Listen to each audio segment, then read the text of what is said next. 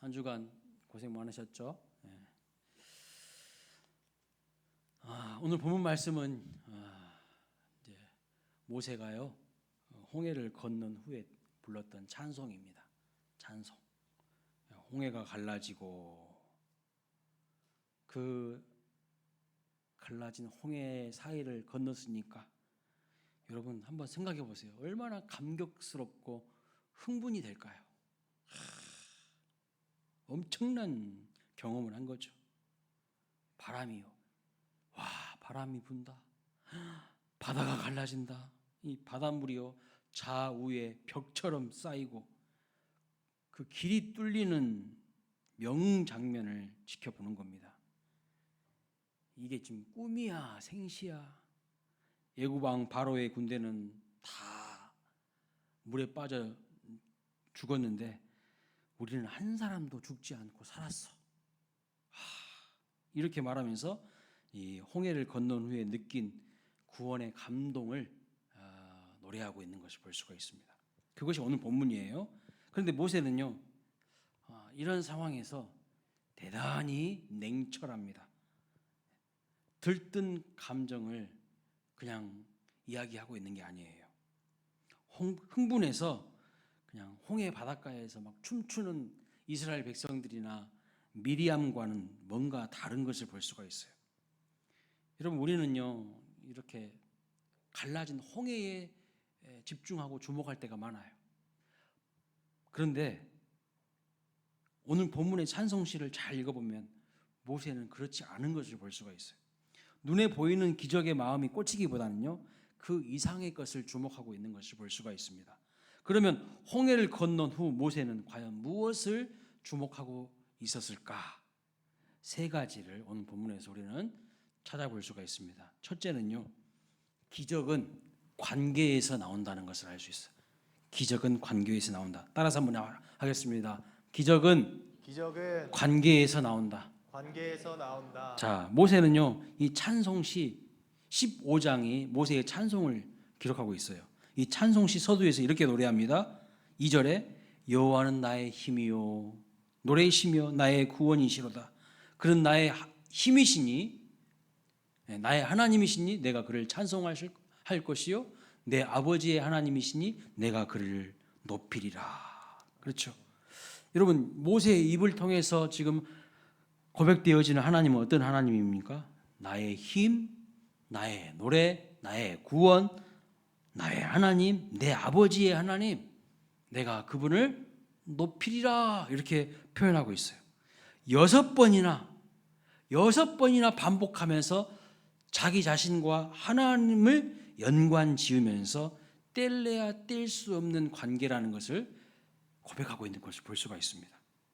여러분 하나님을요 누군가의 하나님이 아니야.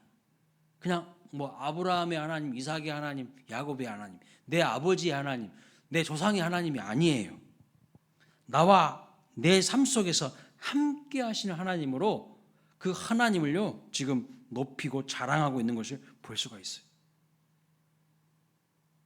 여러분 만약에 방송 기자가 모세에게 찾아가서 마이크를 들이대고 인터뷰를 하는 거예요. 기적의 원천이 무엇이라고 생각하십니까? 기자가 물어보면 모세가 뭐라고 말할까요? 모세가 이렇게 대답한다는 거예요. 기적의 뿌리는 관계이다. 이 이야기를 지금 하고 있어요. 이 이야기 하고 싶은 거예요. 기적의 뿌리는 관계라는 거예요. 갈라진 홍해는요 그냥 눈에 보이는 현상일 뿐이야.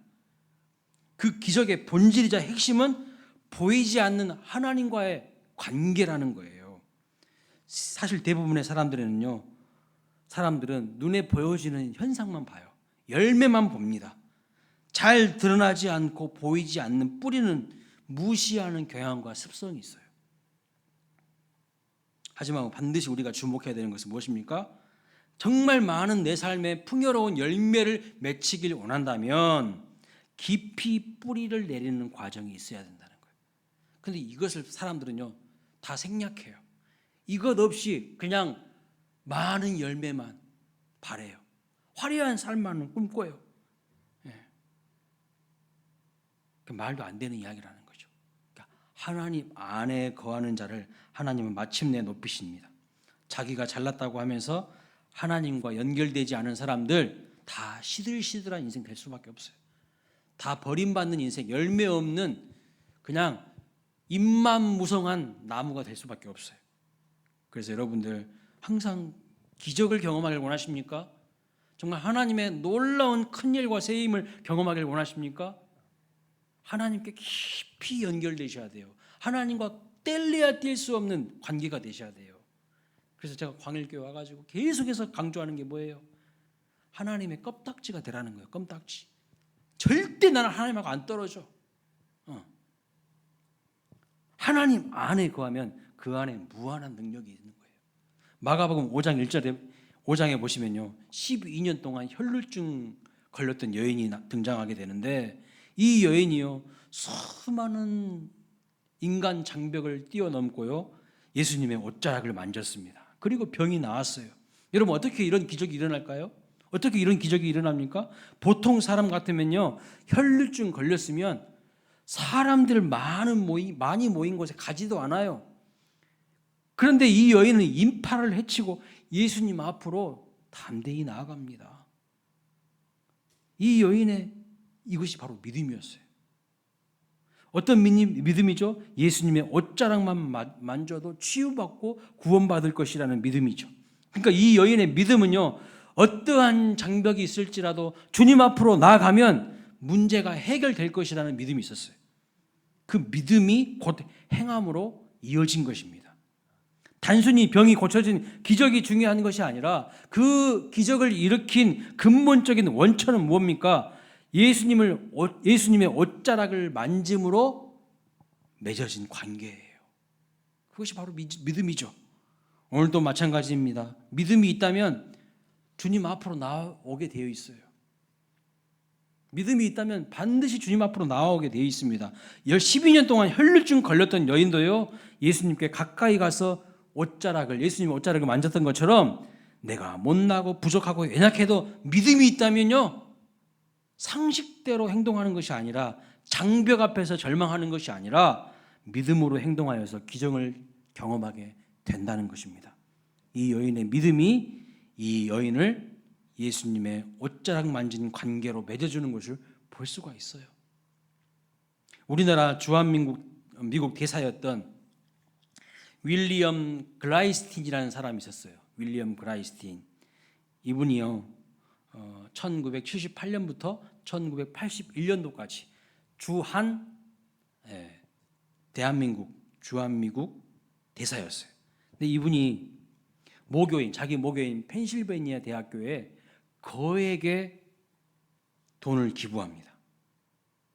이분이 부자가 아니었는데 거액을요 자기 모교에 기부를 합니다. 어찌된 사연일까 알아보니까 모교에서 학생들을 가르칠 기회가 있었는데 학교 근처 대저택이 있었어요. 큰 집이 있었는데 한 노인이요 외롭게 그렇게 의자에 앉아 있었습니다. 그래서 너무 외롭게 보여서 다가가 말을 걸고 세상 돌아가는 얘기도 나누고 그 집에 잔디 깎는 일도 도와주었던 거예요. 그래서 말동무가 되고 친구가 되어줬답니다. 그런데 어느 날 이 노인이 안 보이는 거예요. 안 보이는 거야. 알고 보니까 세상을 떠났어요. 세상을 떠났어. 그리고 얼마 후에 편지가 한 통 날라왔습니다. 편지를 열어보니까 이런 내용이 있습니다. 외로운 나에게 친구가 되어준 글라이스틴 씨에게 내 유산의 일부인 500만 불을 남깁니다. 내 유산의 일부인 500만 불. 와, 어마어마한 거죠. 나중에 알고 보니까 그 할아버지가 누구였냐면 유명한 기업의 CEO였어요. CEO. 그냥 자기는 할아버지가 외롭게 보여가지고 말동무 친구가 되어주었을 뿐인데 어마어마한 돈을 유산으로 받았고요. 글라이스트는요 그 금액을 모두 자기 모교에 기부를 합니다. 뭐예요? 관계가 기적을 낳는 거예요. 관계가. 여러분, 유명한 기업인이 아니라 우주를 통치하시는 하나님과 관계를 잘 맺으면 어떻게 될까요? 홍해가 갈라지는 기적은 아무것도 아니에요. 하나님 앞에서는 식은 죽 먹기야. 그것은 심장 떨리는 기적들이요 줄지어 나타날 것입니다. 저는 이 말씀을 좋아하거든요. 레위기 26장 12절 나는 너희의 하나님이 되고 너희는 내 백성이 될 것이라. 이 말씀의 뜻은 하나님과 좋은 관계가 되면, 즉 하나님이 나의 왕이 되시고 내 삶의 주인이 되시고 나의 아버지가 되시고 나는 그분의 신하고 나는 그분의 종이고 나는 그분의 자녀가 되면 얼마든지 홍해 기적 오늘날에도 하나님이 이루시겠다는 뜻이거든요. 우리가 명심해야 될 것은 무엇입니까? 이런 관계에서 홍해의 기적이 나온다는 거예요. 지금 2절에서 계속 그 고백하고 있는 거예요. 모세가. 여러분, 기적의 원천 하나님과 관계를 얼마나 여러분 소중하게 여기십니까? 얼마나 하나님과 관계를 소중하게 여기시냐는 거예요. 두 번째 메시지는 뭐냐면요, 현상보다 배후를 살피라는 거예요. 현상보다 배후를. 홍해가 갈라진 거 여러분 엄청난 기적입니다. 큰 막 동풍이 불더니 바다가 막 갈라져요. 그리고 이스라엘 백성들을 죽이기 위해서 쫓아오던 추격하던 애국 군대들은요 다 그냥 그 홍해에 수장되어 죽었습니다.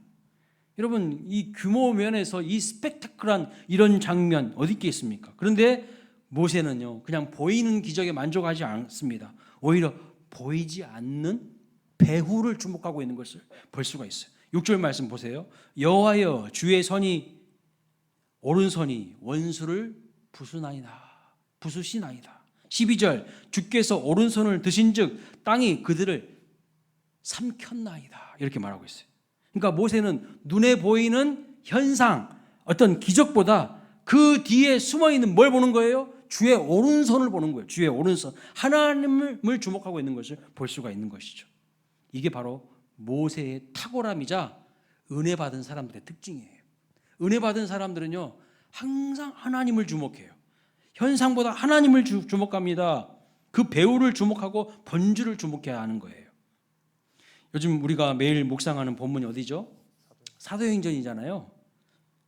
근데 이번 주 내용은요, 복음이 그리스 북부였던 빌립보와 데살로니가를 거쳐서 그리스 남부인 아테네까지 복음이 전해지는 것을 보게 되는데, 여러분 2015년도에 그리스가 빚더미에 앉았었어요. 정부 재정이 바닥나서요 연금을 지불할 수 없고 해외 부채에 이자도 제대로 갚을 수 없는 엄청난 재정 위기가 국가 부도 위기 직전까지 갔었던 적이 있습니다. 그런데 한 기자가 그때의 위기와 원인을 이렇게 진단합니다. 그리스 사람들은 수영장을 딸린 집을 갖는 게 평생 소원이라고 합니다. 수영장 딸린 집, 여러분 좋겠죠? 수영장 딸린 집. 그런데 그런 집은요 세금을 많이 내야 된다고 합니다. 세금을. 수영장은 갖고 싶고 세금은 내기 싫어서 결국 뇌물로 해결하는데, 구글이라는 회사가요 당시에 이 그리스 아테네를 영상으로 촬영을 해보니까 수영장 딸린 집이 몇 채였냐? 16,000채였대요. 그런데 세금을 내는 집은요 600여 채밖에 되지 않았다고 합니다. 수영장 갖고 싶기는 한데 세금 내기는 싫은 거야. 4%만 정상적인 세금을 냈다는 겁니다. 그러니 국고가 바닥이 나서 디폴트 위기 상태에 빠지게 된 것이죠. 세계 경제를 뒤흔든 위기 뒤에는요 뭐가 있는 줄 아세요? 부정부패가 있어요. 탈세가 있어요. 자, 이런 배후를 바라보지 않고는요 현상을 바로 이해할 수가 없다는 거예요. 항상 형상 너머의 배후를 볼 수 있어야 돼요. 여러분, 사울 왕이 몰락한 이유가 뭘까요? 그냥 몰락했나 보다 이게 아니라 그 몰락한 근본적인 이유가 뭐예요? 하나님께 집중하지 않은 거예요. 자기 길을 하나님께 향하지 않았기 때문입니다. 목동 다윗이 왜 승승장구했습니까? 범사를 하나님께 물었기 때문이에요. 자기 생각대로 자기 경험대로 한 게 아니라 범사를 하나님께 물어요. 그는 겉으로 드러난 신분의 차이는 사울은 왕이고 다윗은 목동이지만 그들이 바라보는 그것이 잘못되어 있으니까요. 사울은 나락으로 떨어지고 다윗은 돋는 해처럼 부상하게 되는 것을 볼 수가 있습니다. 이처럼 모세도요, 기적의 배후에 있는 주의 오른손을 주목했다는 거예요. 여러분들도 항상 주의 오른손을 주목하시기를 주님의 이름으로 축복합니다. 현상보다 배후를 살피라는 거예요. 항상. 세 번째 메시지가 있어요. 이 본문이 주신 세 번째 메시지. 17절에 이렇게 노래합니다. 17절 같이 한번 읽어볼까요? 17절 시작. 주께서 백성을 인도하사 그들을 주의 기업의 산에 심으시리이다. 주여 이것이 주의 손으로 세우신 성소로소이다. 자, 홍해를 건넌 하나님의 백성들을 어디로 옮기셨다는 거예요? 주의 기업의 산에 심으시리이다. 주의 기업의 산으로 옮겨서 거기서 하나님이 심으실 것을 누가 노래하는 거예요? 모세가 노래하는 거예요. 여기서 말씀하시는 기업의 산이 구체적으로 뭘까요? 앞으로 인도함을 받은 신의 산을 말합니다. 하나님의 임재를 경험하게 될 신의 산을 말합니다. 그 신의 산에서 뭘 받죠? 율법을 받아요. 그 율법을 받았던 신의 산입니다. 여기 주의 선으로 세우신 성소로소이다 그렇게 말씀합니다. 여기 모세가 바라보는 성소는 무엇일까요? 장차 예루살렘에 세워질 솔로몬 성전을 의미하는 겁니다. 그러니까 한마디로 말하면 모세는요, 하나님이 보여주시는 비전을 본 거예요. 비전을. 물이 갈라지는 기적의 현장에서 불로 임재하실 땅인 신의 산을 바라보았고요. 노예가 아니라 하나님의 백성으로 예배하게 될 예루살렘 성전을 바라보고 있는 것을 볼 수가 있습니다. 그러니까 이것이 바로 모세의 탁월한 안목이자 선지자적인 비전이죠.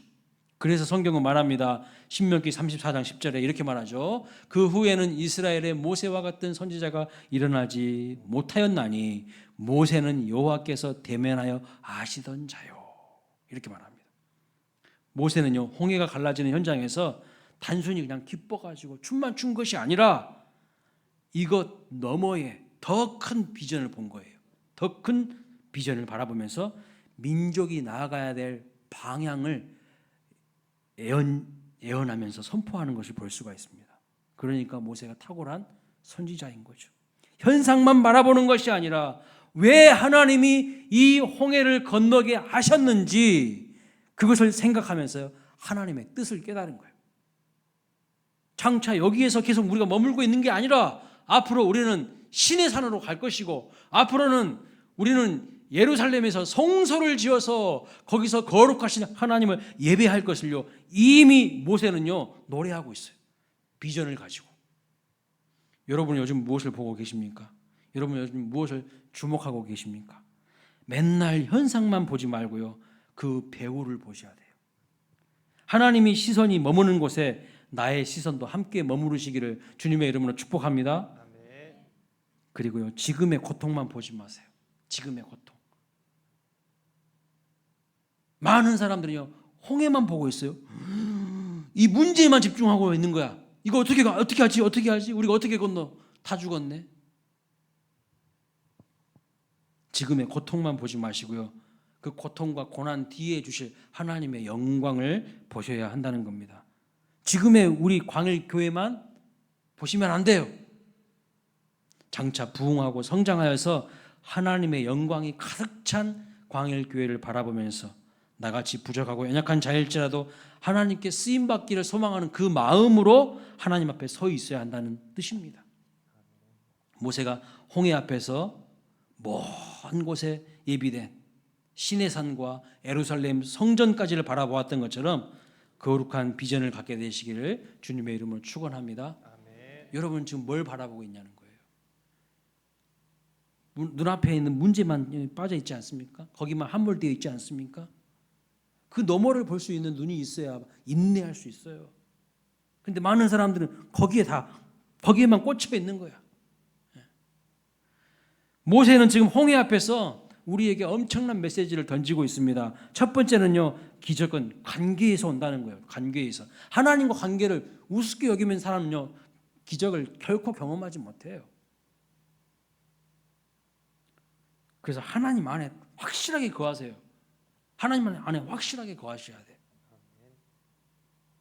제가 저희 집에서 요즘에 이렇게 창문을 탁 열고 보면은 우리 장로님들이 어떻게 좋은 이렇게 집을 얻어 주셨는지 너무 이렇게 푸르르게 올라오는 이 나무들을 보면서 참 힐링이 되는데, 작년까지만 해도 멀쩡했던 나무가 하나 있어요. 높이가 한 5, 6m 돼. 근데 겨울을 지나고 봄 되고 여름 되니까요, 이상합니다. 다른 나무들은 다 푸르러요. 근데 한 나무는 5, 6m 되는데요, 색깔이 그대로야. 겨울의 그 모습 그대로야. 잎도 안 나고 그냥 노란색으로 죽어있는 나무가 있어요. 죽어있는 나무.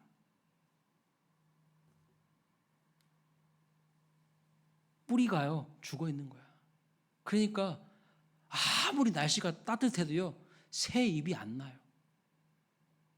그냥 그 자리에 그냥 가만히 서 있어. 근데 내가 자세히 보니까요, 새들도 그 나무에는 안 가더라고. 새들도 안 가, 그 나무는. 제가 오늘 사진 찍어 올라다가 제가 깜빡했어. 여러분 보여드렸어야 되는데. 여러분 꼭 기억하세요. 기적은 관계에서 옵니다. 하나님과 관계가요 흐리멍텅한 사람, 하나님과 교제가 흐리멍텅한 사람은요 절대로 열매가 없어요. 두 번째는요, 현상보다 배후를 보라는 거예요. 본질을 바라보고 본질에 집중하라는 겁니다. 사람들이 어떻게 하는가? 사람들이 나를 어떻게 보는가? 이런 것만 보지 말고요, 하나님께서 가르치시는 주의 오른손에 내 마음을 집중해야 돼요. 근데 많은 사람들은요, 하나님을 바라보는 것이 아니라 맨날 사람들만 바라보고 있어요. 사람들이 나를 어떻게 바라보는가, 사람들이 뭐 하는가, 이것만 바라보고 있어요. 하나님을 안 바라봐. 하나님의 말씀을 안 쳐다봐. 그러니까 맨날 그 모양이죠. 그냥 삶의 열매가 없어요. 그냥 혈류증 걸린 여인이 예수님 바라보면서 내가 예수님의 옷자락만 만져도 낫겠다 라는 믿음이 있었기 때문에 나아가잖아요. 근데 사람 바라봤으면 못 나갔을 거예요. 나 혈류증 걸려가지고 지금 사람들이 나를 보면 다 거절하고 거북스럽게 여길 텐데, 에휴 내가 어떻게 가? 사람들 눈치 보고 사람들 이목에 집중하면요 절대 기적을 경험할 수가 없어요. 주님을 바라봐야 돼요. 주님을 바라봐요. 그럴 때에 기적이 일어나는 겁니다. 그래서 여러분 사람을 바라보지 마시고 하나님께 집중하시기 바랍니다. 그 하나님께 어떻게 집중할 수 있어요? 하나님 말씀을 보는 거예요. 하나님 말씀이 하나님이에요. 그 하나님 말씀을 붙들어야 되는 거예요. 세 번째는 뭡니까? 지금 홍해 앞에 있지만 장차 시내산과 성소 앞에 있을 하나님의 백성들을 모세가 바라보았던 것처럼 우리는 하나님이 하실 큰 일과 새 일에 대한 거룩한 비전을 가져야 된다는 뜻입니다. 여러분 지금 현재 나에게 주어진 고통만 바라보고 있으면 안 돼요. 장차 하나님께서 우리를 이끄실 그 비전을 바라봐야 돼요. 거룩한 비전을 가지라는 것입니다. 우리 영안이 열려져서 이 모든 것을 경험하고 보게 되시기를 주님의 이름으로 축원합니다. 모세와 같이 영안이 열려져서 그렇게 하나님을 노래할 수 있는 저와 여러분 되시기를 주님의 이름으로 축복합니다. 자, 우리 찬양하겠습니다. 나의